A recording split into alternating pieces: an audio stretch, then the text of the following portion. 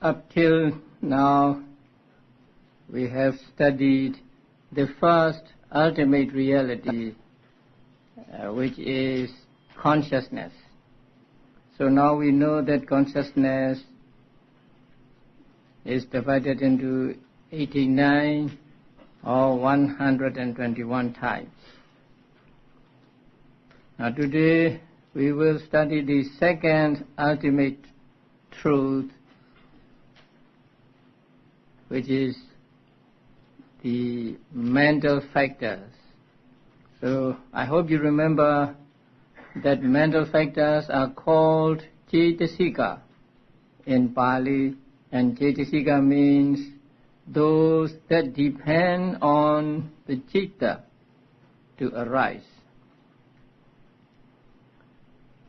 And the Cetasikas or mental factors have four characteristics, and they are: one, arising simultaneously with citta; two, perishing or disappearing simultaneously with citta; and three, having the same object as citta; and four, having the same base as citta. Since mental factors accompany or are associated with consciousness, consciousness and mental factors must take the same object.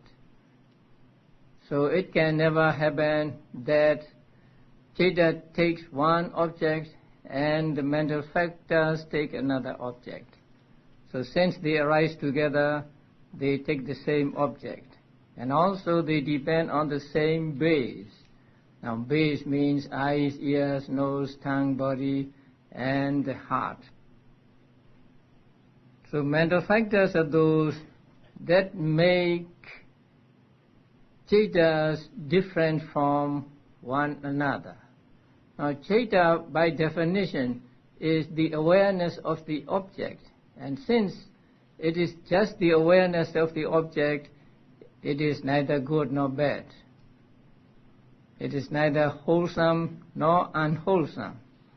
But when citta arises together with wholesome mental factors, and that citta is called a wholesome citta, and when it arises with unwholesome mental factors, the citta is called unwholesome citta. So Cetasikas are those that differentiate citta from one another. And actually, these Cetasikas are not easy to see for ourselves. Once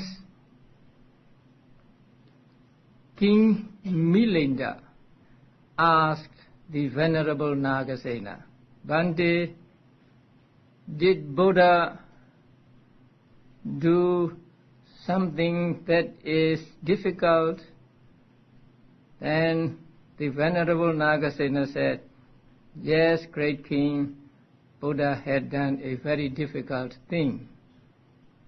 And what is the difficult thing that Buddha had done? The king asked. And the Venerable Nagasena said, the difficult thing done by the Blessed One was the proclamation of the defining of the immaterial states of consciousness and its concomitants, which arise on a single object or on the same object. Thus, this is contact, this is feeling, this is perception, this is volition, this is consciousness, and so on. That means cittas and cetasikas are immaterial states. So the cittas and cetasikas arise together and they take the same object. So it is very difficult to separate citta and cetasikas, and also to understand or to see the different cetasikas arising at the same time with citta, and point out that this is one Cetasika, that is another Cetasika, and so on. So the Venerable Nagasena said, it is very difficult. The difficult thing the Buddha had done. The king asked the Venerable Nagasena to give him a simile. And the Venerable Nagasena gave this simile. Suppose there is a man, he was going in a boat in the great ocean, and he would take the water from the ocean in his hand, and then he would taste it with his tongue, and he would know that this is the water from the river Ganga, this is the water from the river Yamuna, and so on. It would be possible, say, for a man to say, to pick up the water from the ocean and to say, this is the water from this river, this is the water from another river, and so on. But it is more difficult to say or to define the immaterial states of consciousness and its concomitants, which arise on the same object, pointing them out, like this is one Cetasika, this is another Cetasika, this is consciousness, and so on. So today we are going to follow the Buddha in doing this difficult thing. So in Abhidhamma, there are taught 52 mental factors. So 52 Cetasikas and 52 mental factors. So these are mental states that arise with consciousness. In practice, it is very difficult to differentiate them, because they arise together and they seem to be not so different from one another. Now the Cetasikas are first divided into ethically variables, unwholesome, beautiful. Broadly, the Cetasikas are divided into 3 divisions or 3 categories. So the first is, in English, the first is called ethically variables. Now it is the loose translation of the Pali word aññasamāna. Now añña means other, and samāna means common. So aññasamāna means common to other. Common to other means common to either wholesome or beautiful. These 13 ethically variable mental factors can arise with wholesome cetas or beautiful cetas. So they are ethically neutral. And when they are arising with, say, unwholesome ceta, they are said to be common to the beautiful cetas. That means they can arise with beautiful cetas at another time. So these 13 are called aññasamāna in Pali. They can arise with unwholesome cetas or beautiful cetas. And these 13 are subdivided into 2 divisions. And the first division is called universals. Universals means they are common to all types of consciousness. So they arise with all types of consciousness. There are 89 or 121 types of consciousness, and these 7 will arise with every one of these 89 or 121 types of consciousness. So every arising of consciousness is associated with these 7 mental factors. And the next subdivision is called occasionals. That means they do not arise with all 89 or 121 types of consciousness. They will arise with some of them. So they are called occasionals in English. Now the universals. The first one mentioned under the head universals is contact. And in Pali it is phassa.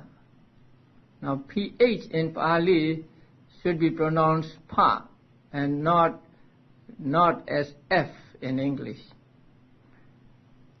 No, phassa means touching. So here contact means touching. And contact does not mean physical contact. It is mental contact. Suppose there is something to see and it comes into the avenue of your eye, and then there is the seeing consciousness. So when there is the seeing consciousness, the eye and the object to be seen, then contact also arises. So when these 3 come together, these 3 means the eye, the visible object, and seeing consciousness come together, then contact also arises. So contact is not just contact, it is a mental state that connects the mind with the object. And this contact is, as I said, mental contact and not physical. There can be contact with the mind. Sometimes we see something very fearful, then we have fear. Sometimes we feel something in our heart when we see a man walking on a tightrope. So such feelings are actually caused by this contact. So this one mental factor arises when an object comes into the avenue of the senses, and there arises a corresponding consciousness, like seeing consciousness, hearing consciousness, and so on.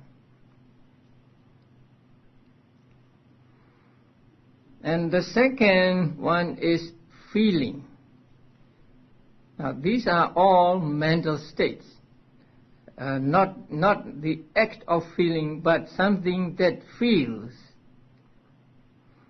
And feeling means experience of the object. Whenever we come across an object, we experience it. And that experience is called experiencing the taste of the object. Actually, the taste and the object are the same. So experience of the object is called feeling here. So feeling is one mental state among the universals. And there are different kinds of feelings, and you will study about the feelings in the 3rd chapter also. So pleasurable feeling, displeasurable feeling, and neutral feeling. So whatever the feeling is, feeling means the experience of the object, experience of the taste of the object. Now it is compared to a king who enjoys the taste of the food fully. Now the cook who cooks for the king also has the taste of the food, but his taste is very, very small, very little. But when he put the food in front of the king, then the king enjoys the food fully. So in the same way, other mental states also experience the object, but their experience is not as intense as the experience of this mental state which is called feeling. So feeling is one mental state that experiences the taste of the object. Number 3 is called perception. The Pali word for perception is sanya. So I want you to be familiar with Pali words also, not just English translation, because sometimes we may have to go back to the Pali words. So feeling is called vedana and perception is in Pali sanya. Actually, perception here means making a mark. So whenever we see an object or we experience an object, our mind makes a mark of it. Making mark is for recognizing it later. So when we see somebody, then our mind make a mark of that person. Say he is tall, he is short, or he is fat or thin, and so on. So that when we see this person again, we recognize it. So sanya is like that. Sanya makes a mark of every object we experience. It is a mental state, and it is compared to carpenters making marks on the wood. So when making something, they may make marks on the wood so that they know where to put the wood when they put together, make a table or build a house. So these marks help them to recognize later, and so they know where to put that piece of wood. So in the same way, perception makes marks of objects in our minds, and so when we experience it later at another time, we recognize it. And perception can be right or wrong. So it is very important that we have right perception of things. Once we have wrong perception of things, it is very difficult to remedy it. It is very difficult to get rid of that wrong perception. Now when you go to other places, and when you reach the place at night, you may not know which direction you are going. Not only may you not know, but you may have a wrong perception of the directions. Although you are going north, you may think that you are going south. Or although you are going west, you may think you are going east. That happens very often to those who travel a lot. And especially when you reach the place at night in an airplane. Recently, I went to Canada, to Montreal, for a retreat. And they took me to a retreat place about 100 kilometers. And I thought we were going north. But they said, no, we are going east, something like that. Although I later know that it is east, I cannot get rid of the notion that I'm going to the north. Because I have a wrong sanya, a wrong perception of the direction. So it is very difficult to get rid of this. Sometimes you may think that the direction you are going is east or west. Suppose you think that you are going west, but in the morning you see the sun rising from another direction. So you know that you are wrong, but still you cannot get rid of the knowing that it is west or it is east. So I have a friend who never can make out what direction he was going when he was in Yangon. So he said he lost sense of direction so much that at one time he was on the side of one road, So on the, let us say, on the west side of road, he had the correct perception of the directions. But once he crossed the road and reached the other side of the road, it was the opposite of what the true direction. So he was very upset with himself, and so he said, next time he crossed the road slowly, looking at the direction and saying, say, south, south, south, south. But the moment he reached the other side, it was north for him and not south. So the wrong perception can persist, and it may not be serious. But if we have wrong perception about the Dhamma, it would be very serious. So perception is very important. You need to get a good perception of things. You need to make correct mark on the things so that you do not misunderstand. So perception, when we say perception, we mean that mental state or that mental factor that makes marks of the objects. So making marks. And number 4 is Cetana in Pali, and it is volition in English. Now, Cetana is something that urges the concomitants to do their work or to do their function. So Cetana is compared to a chief pupil in a class.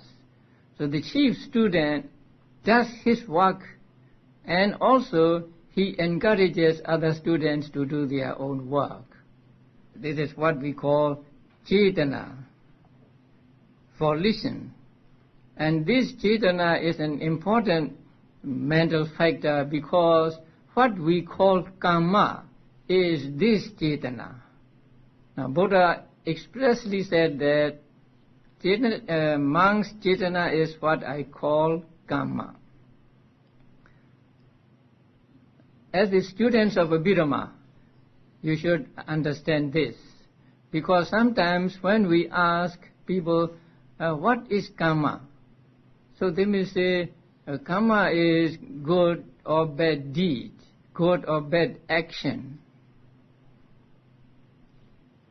But strictly according to Abhidhamma, karma is not good or bad action, but the volition or Cetana that accompanies the consciousness when we do good or bad action.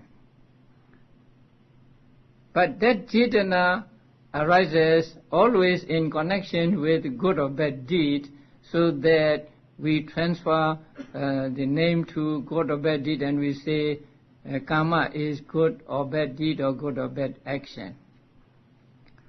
So if we are not serious, we may say karma is good or bad action. But if we want to be precise, then we should say karma is the volition or Cetana that accompanies the consciousness when we do something good or bad, when we do some good action or bad action. And this Cetana is different from other mental states. Now, as mental states, they arise and they disappear.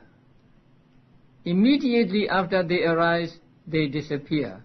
So mental states last for only 1/4 moment, which is shorter than a 9 billionth of a second.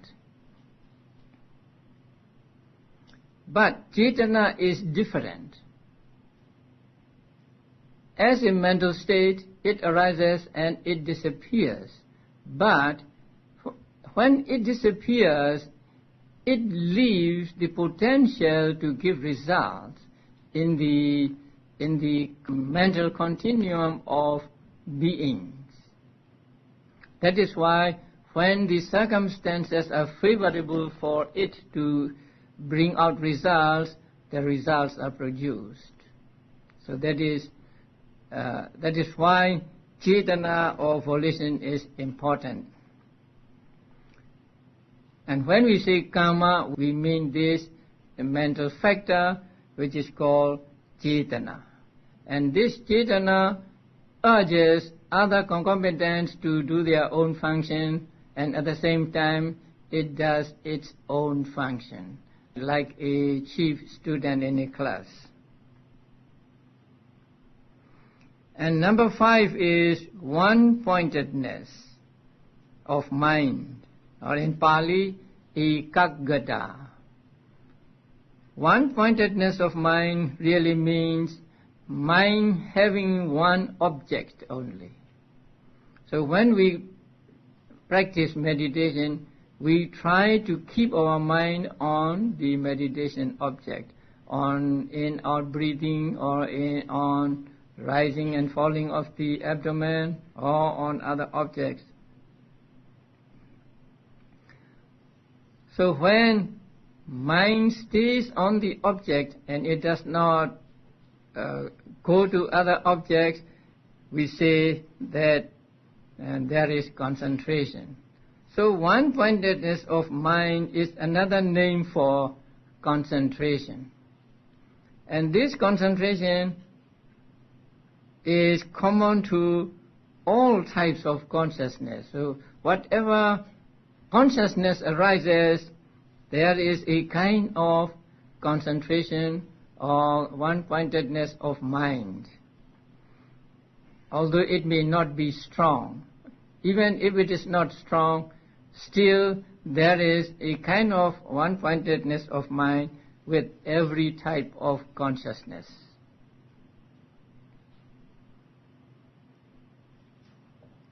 And this one-pointedness of mind or concentration, when it becomes strong, it can develop into what are called jhanas. And number 6 is life faculty, or in Pali, jivitindriya, the faculty of life. Faculty of life means making the concomitants alive, supporting the concomitants. And life faculty is the life or mental life faculty. Now, among the 28 material properties, there is another life faculty, and that is material life faculty. So this is mental life faculty, and it keeps other mental concomitants alive.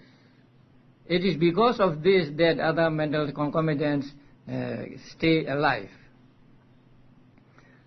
And it is asked that if it keeps other mental concomitants stay alive, what keeps it alive? The answer is, it keeps itself alive, at the same time it keeps others also alive. And a simile is given here to understand this. A boatman. So a boatman will take other people to the other shore. When taking the other people to the other shore, he takes himself also to the other shore. So in the same way, the life faculty keeps itself alive and also keeps other mental concomitants alive. So that is also one mental factor or mental state. And number 7 is called manasikara in Pali, and it is translated as attention. Now, manasikara means doing in the mind. It is paying attention to the object. So whenever an object comes into the avenue of the senses, then we pay attention to the mind. That means we direct the mind to the object. So this is the direction to the object, and it is compared to the rudder of a ship. So when there's a rudder of a ship, then the ship goes to the destination straightforwardly.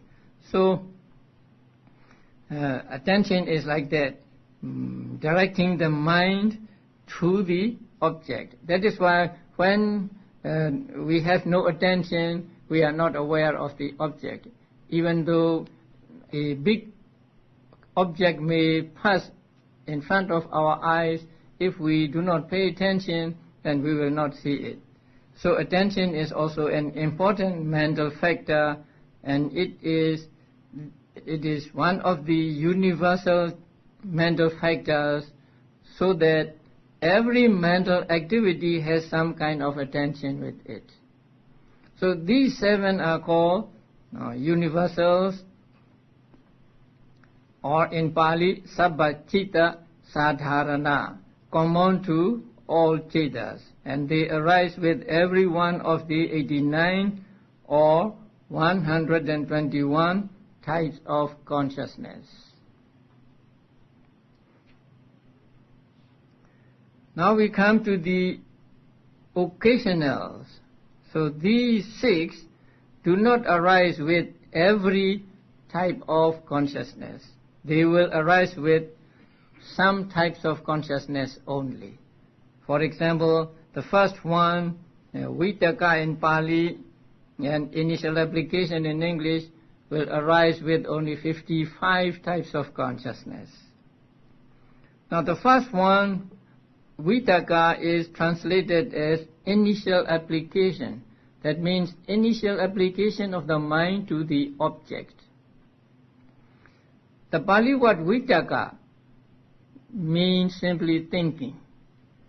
But here, thinking means actually putting the mind on the object.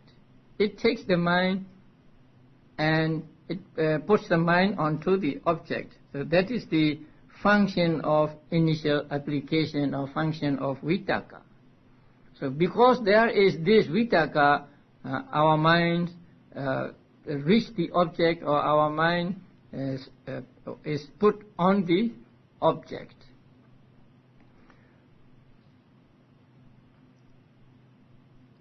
It is compared to a man who is taken to the king by another man. Suppose there is a man who comes from the districts. He has not been to this city. I think it is different here. Singapore is a city country. Okay. Suppose a person has not been here before, so he doesn't know how to reach, say, a government place. Then his friend, say, who is a native of this place, takes him to that place, and so he reaches that place. So in the same way, the initial application takes the mind to the object. It puts the mind onto the object. That is the function of the initial application of vitaka. Although vitaka means literally thinking, it is not deliberate thinking, but its function is to put the mind on the object. But there are some types of consciousness that are not accompanied by initial application. As I just said, the initial application arises with only 55 cetas. So there are other cetas. How do they reach the object without initial application, to take them or to put them on the object? Now, for example, seeing consciousness does not need vitaka, or vitaka does not arise with seeing consciousness. There, the object and the senses come, the impact is great, so that the consciousness does not need vitaka for it to go to the object or to be on the object. And also there are jhana consciousnesses that are not accompanied by initial application, and they can be on the object by experience. The consciousness have experience in going to the object when there is initial application with it, and so by experience of that, even though there is no initial application, the jhana consciousness can reach the object. But for other types of consciousness, initial application is necessary for these types of consciousness to be on the object. And the second one is called sustained application, and in Pali it is vichara. Sustained application of mind on the object.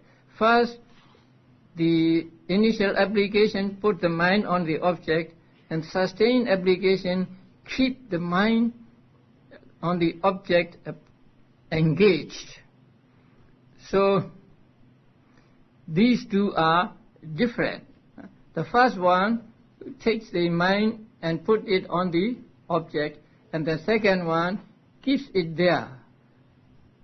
There are many similes to explain the difference between the vitaka and vichara. Actually, you met vitaka and vichara yesterday or the day before yesterday. When we studied the jhana chetas, the first jhana is accompanied by 5 jhana factors, and among them there are vitaka and vichara, right? It is explained that vitaka is the first impact of mind, in the sense that it is gross and it runs in front of vitaka, something like that. It foreruns vitaka. It is like a striking of a bell. So when you strike a bell, there is the sound. So that striking of the bell is like vitaka. And vichara is subtle, more subtle than vitaka. And it keeps the mind anchored to the object. And it is explained as similar to the sound of the bell after it is first struck. So you strike a bell and there is the first sound, and that is vitaka, and then the how do you call that? The sound follows, right?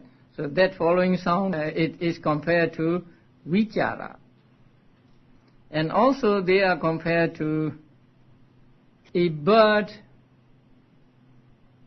spreading out its wings when it is about to soar into the air. So that is, vitaka is compared to that, and the vichara is compared to that bird when it reaches a certain altitude, it would spread out its wings and soar in the air. So we may say that taking off of the airplanes and then reaching the cruise altitude. So the airplane soaring into the air with force is like vitaka, and then when it reaches the cruising altitude, it flies smoothly. So that is like vichara.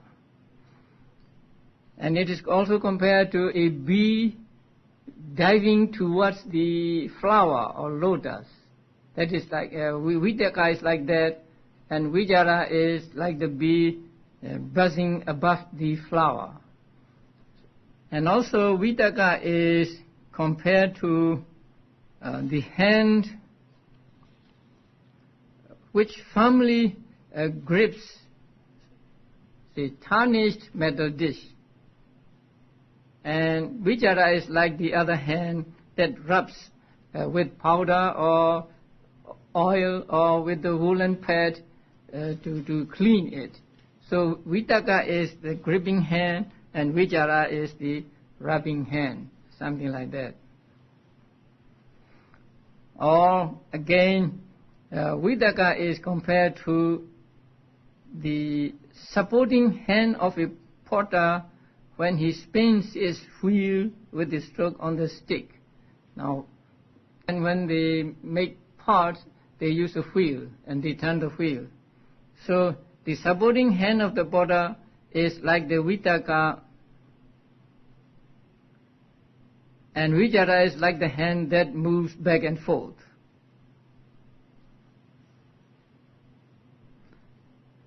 And also it is compared to two things when you draw a circle.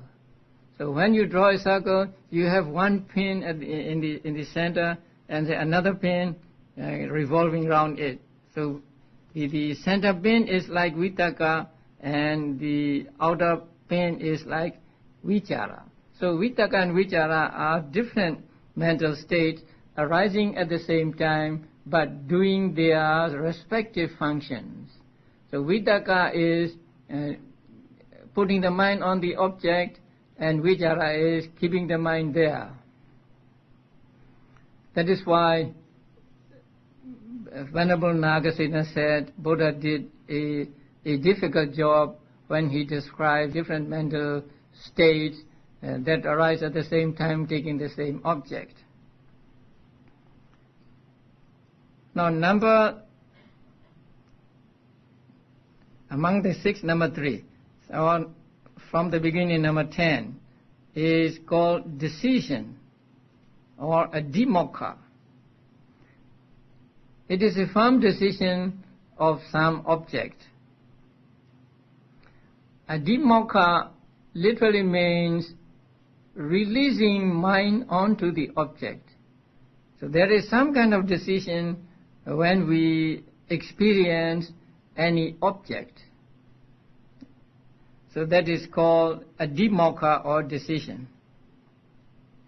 And the next one is energy or viriya, effort.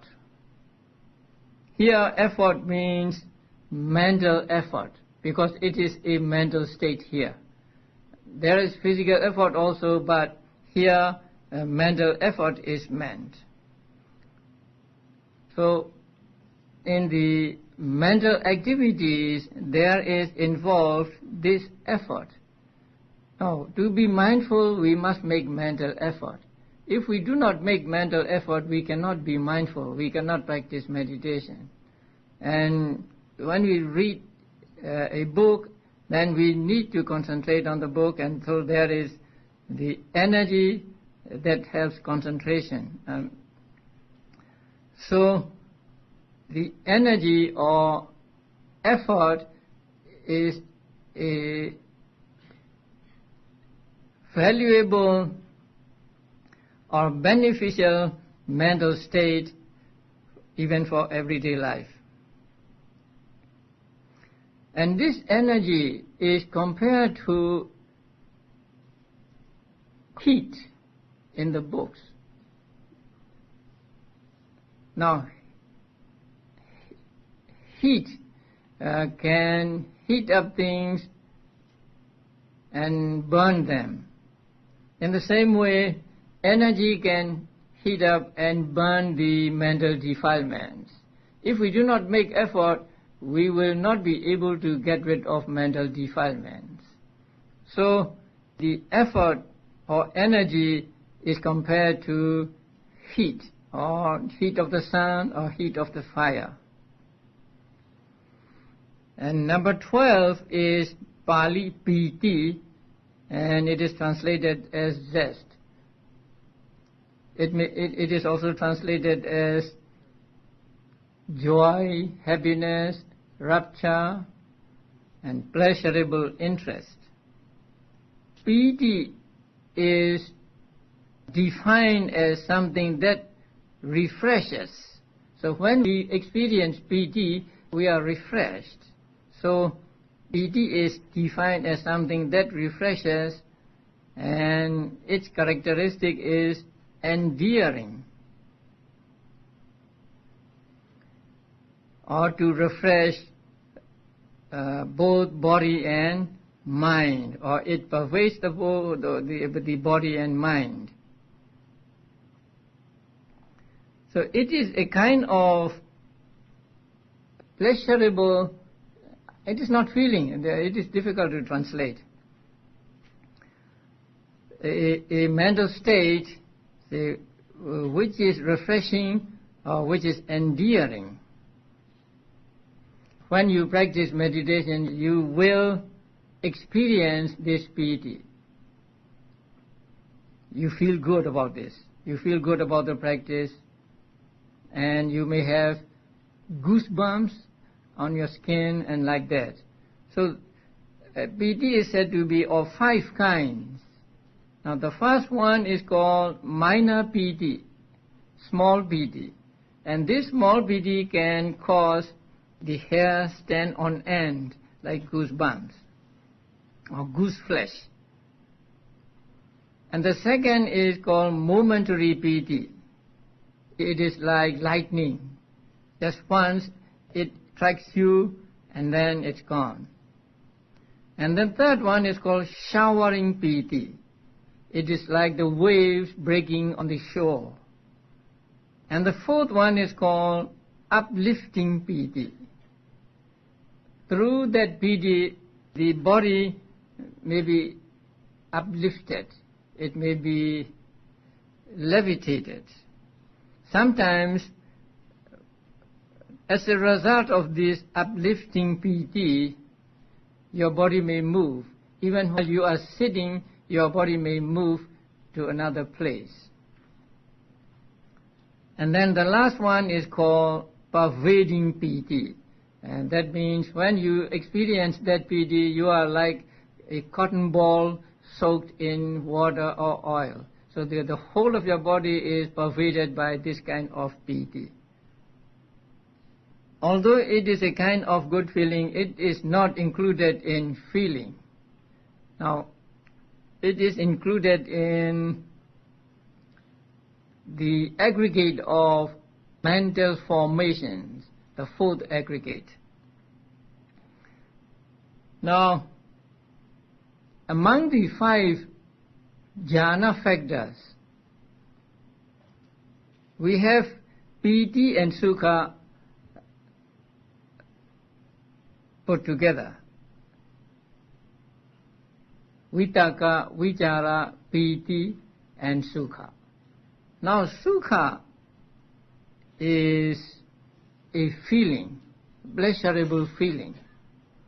So, sukha is pleasurable feeling, and it is pleasing, and it is called sukha because it devours the affliction of the body. That means it consumes or it removes affliction of the body and so on. These two are very similar, piti and sukha. It is very difficult to differentiate between the two. So the commentaries give similes to understand the difference between piti and sukha. And piti is described as contentedness at getting a desirable object. And sukha is explained as actual experiencing of it when you get it. Now, suppose you are going on a journey in the desert and you are exhausted, you are weary, and then somebody may come the opposite way and tell you that about a mile from here, say there is a pond and there are fruit trees and so on. So when you hear this, and also when you approach the pond and see the pond and fruit trees, you have a kind of piti there. You have not experienced the pond, the water in the pond, you have not experienced the fruits, but you have seen them, and so you have some kind of mental state, and that kind of mental state is called piti. But when you get to the pond and you make use of water, maybe you bathe in the water and you eat the fruit and you sit there comfortably, then you are experiencing what is called sukha. So piti is something that precedes the actual experiencing of the objects. So when we hear about something and when we see something, something desirable, and there is a kind of mental state. We are pleased with the object, and so that being pleased with the object is what we call piti. And when we really experience or enjoy the object, then there is sukha. So piti and sukha are different mental states. Now sukha is one of the feelings, and so it is included in the feeling. And wherever there is piti, there is sukha. But wherever there is sukha, there is not necessarily piti.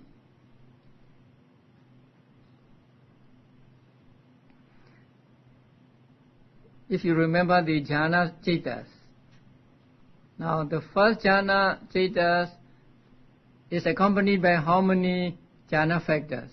5. Vitaka, vichara, piti, sukha, ekagra. So the first jhana has both piti and sukha. And the second jhana also, both piti and sukha. Third jhana also, both piti and sukha. But fourth jhana, no piti but sukha. And fifth jhana is no piti and no sukha. So, whenever there is sukha, there is piti. But whenever there is piti, there is sukha. But whenever there is sukha, there may or may not be piti. So that is one difference between them. And piti is included in sankhara aggregate of mental formations, and sukha is included in feeling aggregates. So they are different mental states belonging to different aggregates.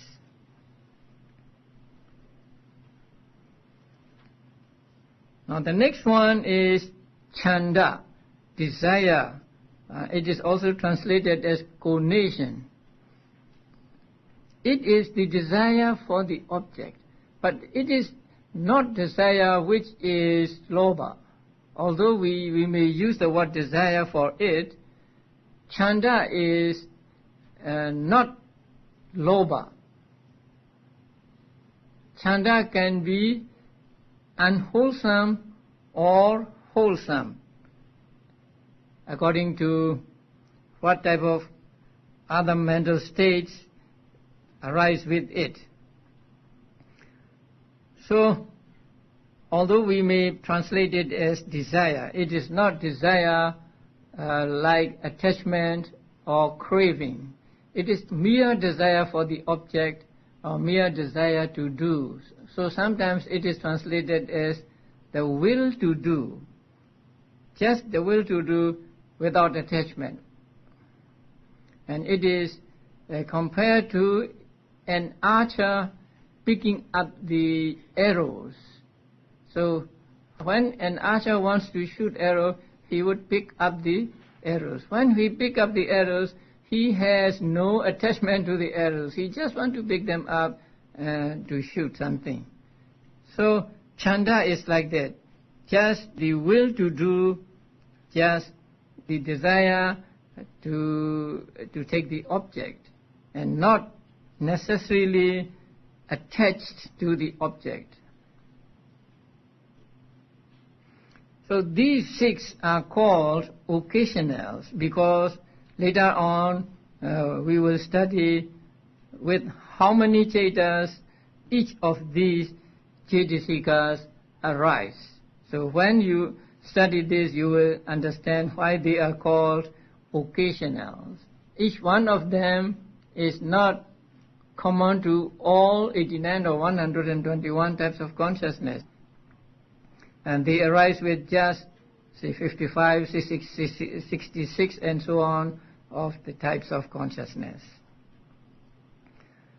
Now, the universal 7 and occasional 6 are called ethically variables. They can arise with unwholesome mental states and beautiful mental states. Sometimes they may arise with unwholesome mental states, and sometimes they may arise with wholesome mental states. And so they are called ethically variables, or in Pali they are called aññasamāna. So there are 13 aññasamāna mental factors, and 7 of them are universals or sabba citta sadharana, and 6 of them are called occasionals or pakinnaka in Pali. And the next group is in Pali akusala, and in English unwholesome.